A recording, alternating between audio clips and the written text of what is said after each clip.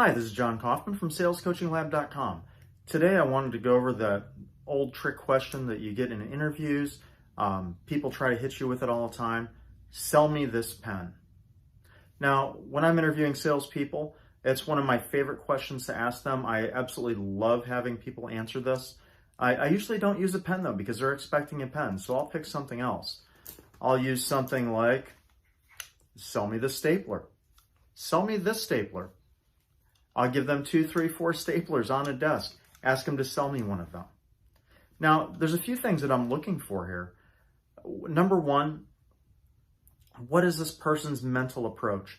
Are they thinking about selling me something in terms of features and benefits? Are they trying to take a consultative approach?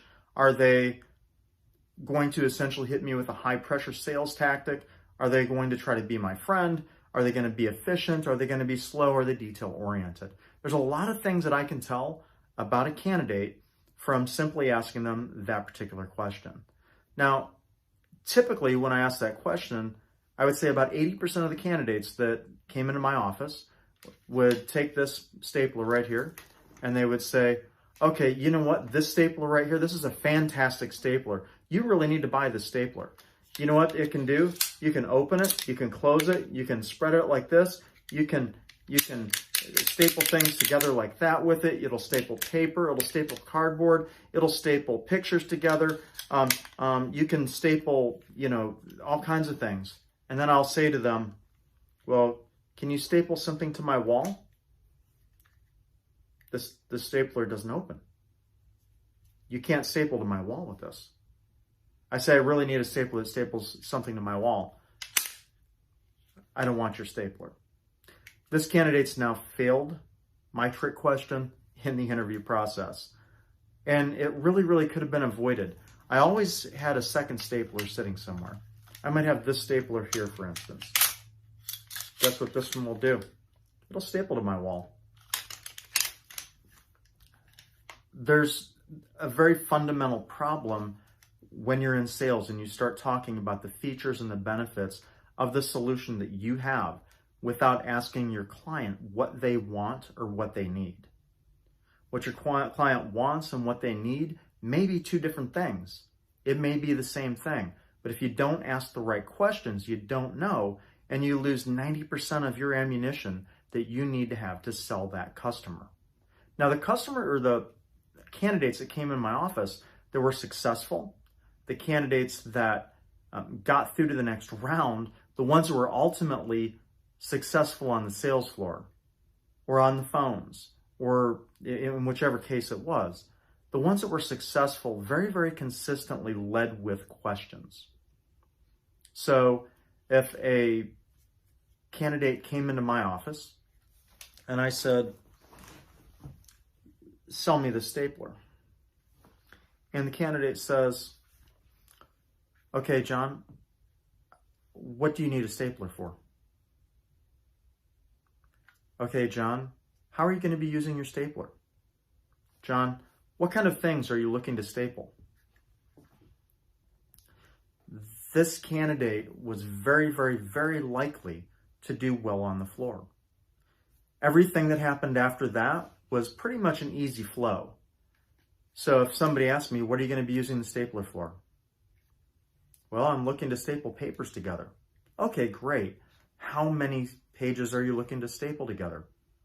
10 or 15. Oh, okay. So what type of things are you stapling together? Is it going to be thin paper? Is it going to be card stock? Is it going to be something harder than that? See, that progression of following up on the questions, taking a genuine interest in what my needs were, led to a further, deeper, more meaningful conversation that actually gives that salesperson somewhere to go with this. Now, if I said to the person, well, I'm looking to staple things to the wall on my bulletin board, and they take a look at the stapler and they say, wow, this stapler is not going to staple things to the wall of your bulletin board. But you know what, sir? I have another stapler that may suit your needs better. I've got a power stapler. I've got something like this. I've got a small stapler. I've got something else in our inventory that we can special order for you that may suit your needs. Would that be an okay solution for you? And then it gives me the opportunity to say yes or no. Now, in an interview, I might really push it, or in role play or, training exercises, I may really push it and throw something really off the wall at a candidate or a coaching client. But again, what I'm trying to do is gauge or teach an ability to think on your feet, react to asymmetrical situations that you're not really going to find in every single day life, but that's going to allow you to sell at a higher percentage, higher margins, cross-sell, upsell, and do really all the things that make you successful in sales. Now, if somebody came into an interview and they weren't expecting that question, and they came in and started, hey, this stapler will staple paper, it'll staple cardboard, it'll staple, this is a great stapler, it's really a good value, it's really a low price, and they're shoving the paper, they're shoving it in my face, and they're just really pushing at it, I'll be brutal. I'll hit them with every objection. No, I don't want the stapler, don't want it, goodbye, and they cannot overcome my objections. Now, I'll go through that one time, and then I'll pause, and I go to phase 2 on this. Phase 2 is essentially, how coachable is this candidate? So now I'll sit down, I'll say to them, okay, so here's what you did right. You told me about features and benefits of this particular stapler. You explained to me why the stapler is a good stapler. You explained to me how I could even use the stapler. But what you didn't do is you didn't ask me, why do I want a stapler? What problem am I trying to solve? Now, what I'd like to see you do is I'd like to see you readjust your approach here. Try it slightly a different way. What I want to see you do is I want to see you ask me questions about my stapler. How am I going to use it and things like that. Now let's start over. I would let them walk out the door, walk back in, sit down, and say, okay, now let's pretend I walked into an office supply store where you're working there, and I come in and you see me buy the staplers. Start now.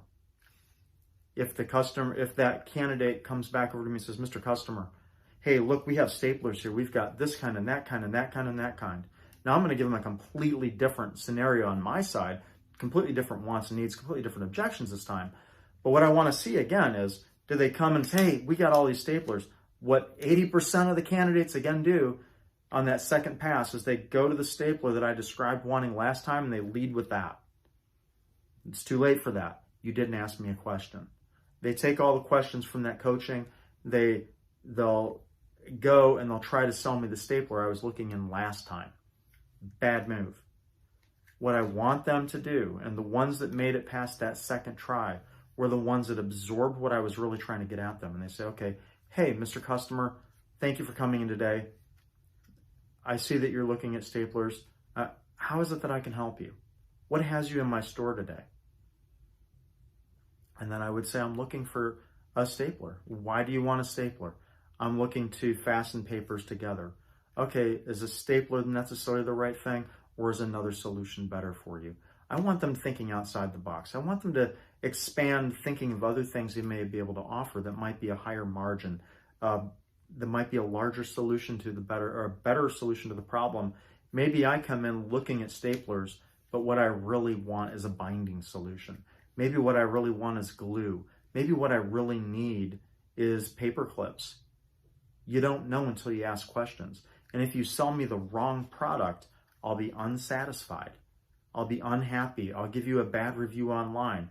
You're not going to get referrals from me. All those things are not going to happen if you don't lead with questions that value my time, my needs, my wants, and then be consultative and give me a solution based on that. Now, the candidates that came in got that after that was explained to them, and then went through and followed that process on the first try, or the first try post-coaching rather.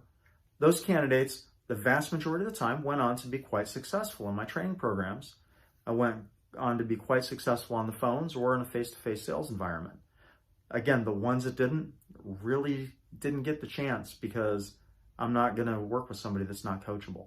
I'm not going to hire them. They're not going to be somebody that is successful long term if they can't take feedback and they can't apply that.